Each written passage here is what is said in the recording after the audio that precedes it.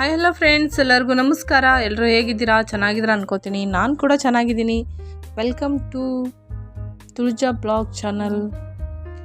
First ಇಲ್ಲಿ ನಾನು ಚೌಳಿಕಾಯಿ ಪಲ್ಯನ ಮಾಡ್ತಾಯಿದ್ದೀನಿ. ಈ ಬ್ಲಾಗ್ ಬಂದುಬಿಟ್ಟು ಬುಧವಾರ ಬ್ಲಾಗ್ ಇದು. ರೈಸ್ ಮಾಡಿದ್ದೆ, ಚೌಳಿಕಾಯಿ ಪಲ್ಯ ಮಾಡೋಣ ಅಂತ ನಾನಿಲ್ಲಿ ಕಡಲೆ ಬೀಜನ ಹುರ್ಕೋತಾ ಇದ್ದೀನಿ. ಕಡಲೆ ಬೀಜ ಹುರ್ಕೊಂಡು ಆದ ತಕ್ಷಣ ನಾನಿಲ್ಲಿ ಚೌಳಿಕಾಯಿನ ಹುರ್ಕೋತಾ ಇದ್ದೀನಿ. ಚೌಳಿಕಾಯಿ ಅಂದರೆ ಗೋರೆಕಾಯಿ ಅಂತಾರೆ ಬೆಂಗಳೂರು ಸೈಡಲ್ಲಿ. ಸಣ್ಣಕಾಗಿ ಕಟ್ ಮಾಡಿ ಇಟ್ಕೊಂಡಿದ್ದೆ, ಅದನ್ನು ನೀಟಾಗಿ ಎಣ್ಣೆ ಹಾಕ್ಕೊಂಡು ಹುರ್ಕೋಬೇಕು. ಎಳೆದಿರೋದ್ರಿಂದ ನಾನು ಹುರಿತಾ ಇದ್ದೀನಿ. ಬಲ್ತಿರೋದಾದರೆ ಅದನ್ನು ಕುದಿಸ್ಬಿಟ್ಟು ಕೂಡ ಮಾಡ್ಕೋಬೋದು, ಚೆನ್ನಾಗಿರುತ್ತೆ. ಚೆನ್ನಾಗಿ ಅದನ್ನು ಹುರ್ಕೊಂಡಾಗಿದೆ. ಅದನ್ನು ತೆಗೆದುಬಿಟ್ಟು ಒಗ್ಗರಣೆಗೆ ರೆಡಿ ಮಾಡ್ಕೋತಾ ಇದ್ದೀನಿ.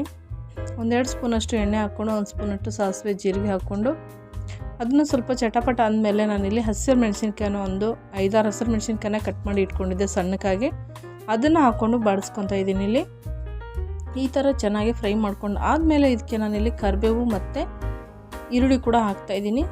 ಇದು ಎರಡೂ ಕೂಡ ಚೆನ್ನಾಗಿ ಫ್ರೈ ಮಾಡ್ಕೋಬೇಕು, ಈರುಳ್ಳಿ ಕಲರ್ ಚೇಂಜ್ ಆಗೋವರೆಗೂ. ನೀಟಾಗಿ ಅದು ಫ್ರೈ ಆದಮೇಲೆ ಅದಕ್ಕೆ ಅರಿಶಿನ ಹಾಕ್ತಾಯಿದ್ದೀನಿ. ಅರಿಶಿನ ಹಾಕ್ಕೊಂಡು ಚೆನ್ನಾಗಿ ಅದನ್ನು ಕೂಡ ಫ್ರೈ ಮಾಡ್ಕೊಳ್ಳಿ. ಆಮೇಲೆ ಅದಕ್ಕೆ ನಾನಿಲ್ಲಿ ಚೌಳಿಕಾಯಿನ ಹಾಕ್ಕೋತಾ ಇದ್ದೀನಿ.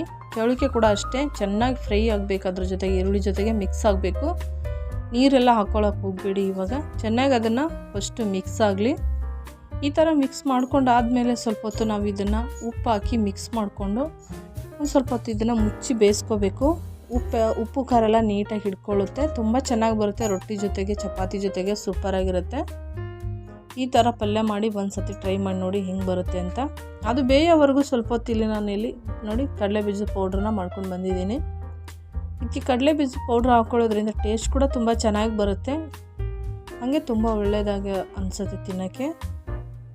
ಇವಾಗ ನಾನು ಸ್ವಲ್ಪ ನೀರು ಹಾಕಿ ಒಂದು 5 ನಿಮಿಷ ಇದನ್ನು ಬೇಯಿಸ್ಕೊಳ್ಳೋಣ. ಸ್ವಲ್ಪ ನೀರು ಹಾಕಬೇಕಷ್ಟೇ, ಸ್ವಲ್ಪ ಅದು ಬೇಯೋಷ್ಟು ಅಷ್ಟೇ. ಅರ್ಧ ಬಟ್ಲು ನೀರು ಮಾತ್ರ ನಾನು ಹಾಕಿರೋದು.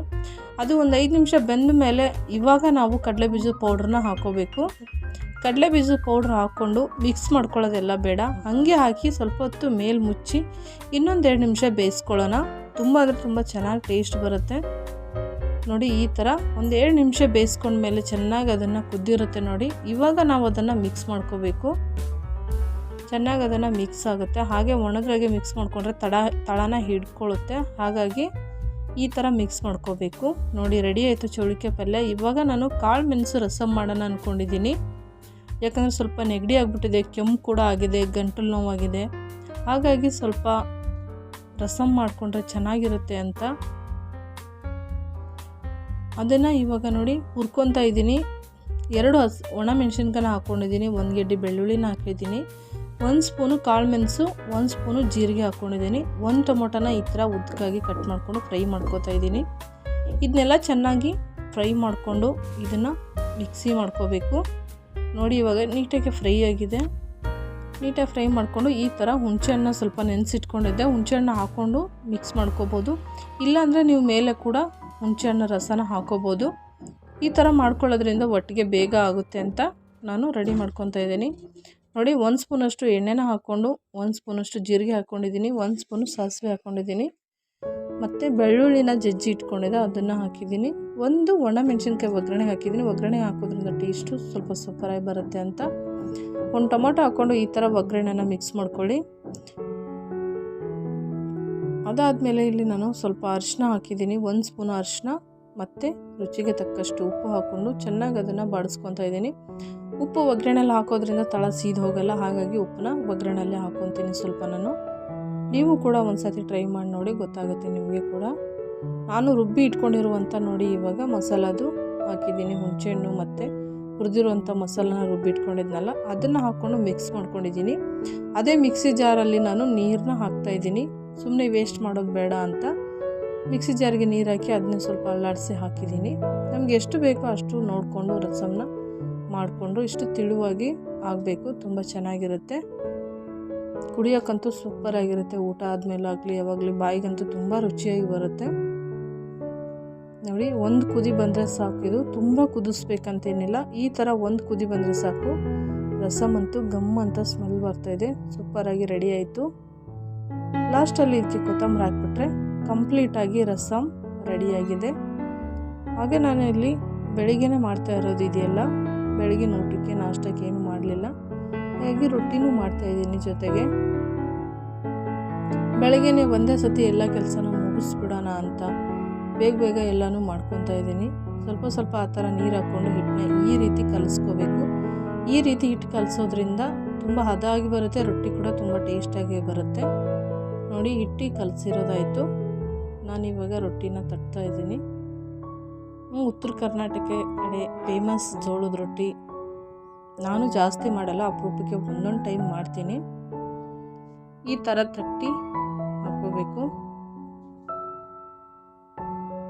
ಉತ್ತರ ಕರ್ನಾಟಕ ಕಡೆಯವರು ಯಾರೆಲ್ಲ ನನ್ನ ವೀಡಿಯೋಸ್ನ ನೋಡ್ತೀರಾ ಒಂದು ಕಮೆಂಟ್ ಮಾಡಿ, ಒಂದು ಲೈಕ್ ಮಾಡಿ. ಹಾಗೆ ನನಗೆ ಗೊತ್ತಾಗುತ್ತೆ ನನ್ನ ವೀಡಿಯೋಸು ಎಷ್ಟು ಜನ ನೋಡ್ತಾ ಇದ್ದಾರೆ ಅಂತ. ಪ್ಲೀಸ್ ಎಲ್ಲರೂ ಸಪೋರ್ಟ್ ಮಾಡಿ. ನನಗೆ ಹೊಸ ಚಾನಲ್ ಇದು, ಬ್ಲಾಗ್ ಚಾನಲು. ನೋಡಿ ಎಲ್ಲರೂ ಇವಾಗ ಊಟ ಮಾಡೋಕ್ಕೆ ಕೂತ್ಕೊಂಡಿದ್ದೀವಿ. ರೊಟ್ಟಿ ಮಾಡ್ತಾಯಿದ್ದೀನಿ. ರೊಟ್ಟಿ ಮಾಡ್ತಾ ಮಾಡ್ತಾ ಮಕ್ಕಳಿಗೆಲ್ಲ ಊಟಕ್ಕೆ ಹಾಕಿಕೊಟ್ಟೆ, ಅವರೆಲ್ಲ ಊಟ ಮಾಡಿದ್ರು. ಲಾಸ್ಟಲ್ಲಿ ನಾನು ಇವಾಗ ಊಟ ಮಾಡ್ತಾಯಿದ್ದೀನಿ. ಬನ್ನಿ ಎಲ್ಲರೂ ಊಟ ಮಾಡೋಣ.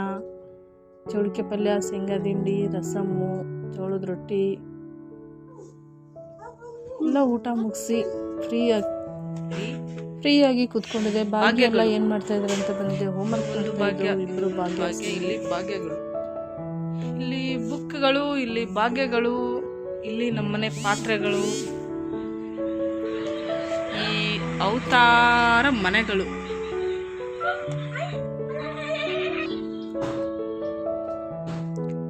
ತೊಳೆಯೋ ಪಾತ್ರೆಗಳು. ಪಾತ್ರೆ ಎಲ್ಲ ತೊಳೆದಿದ್ದಾಯ್ತು, ಗ್ಯಾಸ್ ಕಟ್ಟೆಲ್ಲ ಕ್ಲೀನ್ ಮಾಡಿದ್ದಾಯ್ತು, ಮನೆ ಕೂಡ ಕ್ಲೀನ್ ಆಯಿತು.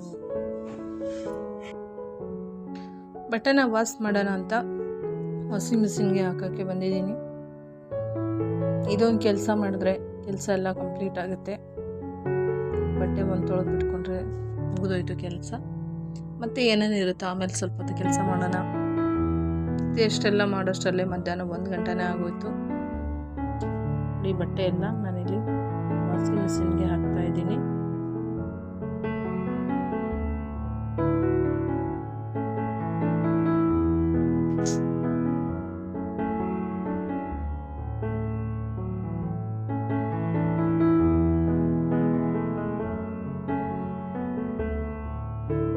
ನನ್ನ ಮಗನಿಗೆ ವಿಡಿಯೋ ಮಾಡಂದರೆ ಏನೇನೋ ಮಾಡ್ತಾ ಇದ್ದಾನೆ ಕೆಲಸ.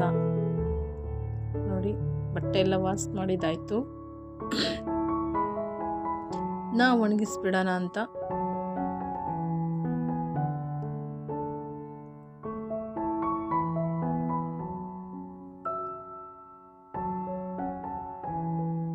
ದಿನ ಇಡೀ ಕೆಲಸ ಮಾಡಿದ್ರೂ ದಿನಾನ ಸಾಕಾಗಲ್ಲ.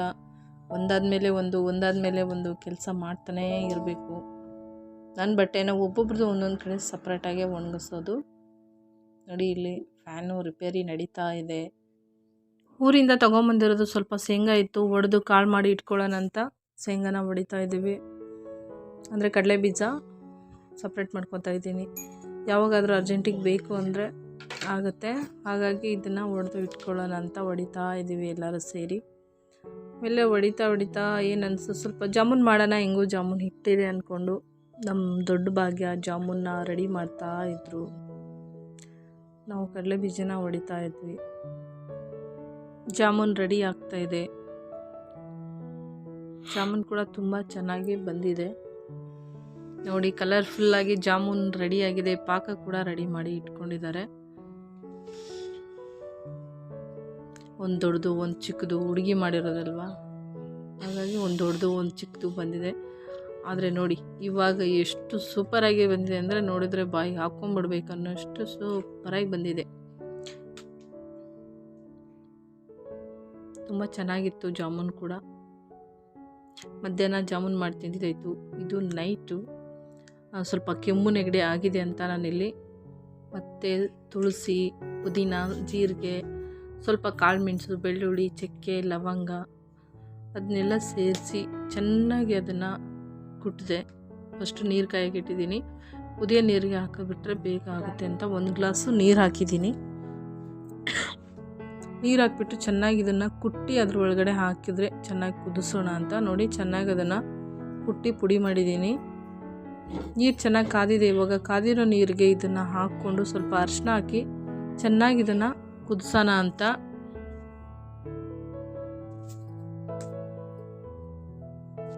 ನೋಡಿ ಚೆನ್ನಾಗಿ ಕುದೀತಾ ಇದೆ. ಇವಾಗ ರೆಡಿ ಆಯಿತು. ಕಷಾಯ ಕುಡಿಯೋಣ ಅಂತ ಗ್ಲಾಸಿಗೆ ಹಾಕ್ತಾಯಿದ್ದೀನಿ. ಒಂದು ಗ್ಲಾಸ್ ಕಷಾಯ ಕುಡಿದ್ಬಿಟ್ಟು ಮಲ್ಕೊಂಬಿಟ್ರೆ ಕೆಮ್ಮು ಬೆಳಗ್ಗೆಷ್ಟರಲ್ಲಿ ಕಮ್ಮಿ ಆಗುತ್ತಂತ. ತುಂಬ ಗಂಟಲು ನೋವೆಲ್ಲ ಆಗಿತ್ತು. ಹಾಗಾಗಿ ಸ್ವಲ್ಪ ಉಪ್ಪು ಹಾಕ್ಕೊಂಡು ಕುಡಿದ್ರೆ ಟೇಸ್ಟ್ ಇರುತ್ತೆ. ಹಾಗೆ ಕುಡಿಯೋಕ್ಕಾಗಲ್ಲ ಅಂತ ಸ್ವಲ್ಪ ಉಪ್ಪು ಹಾಕಿದ್ದೀನಿ. ಇವತ್ತಿಗೆ ಈ ಬ್ಲಾಗು ಎಂಡ್ ಮಾಡ್ತಾಯಿದ್ದೀನಿ. ಪ್ಲೀಸ್ ಎಲ್ಲರೂ ವಿಡಿಯೋ ನೋಡಿ. Thank you.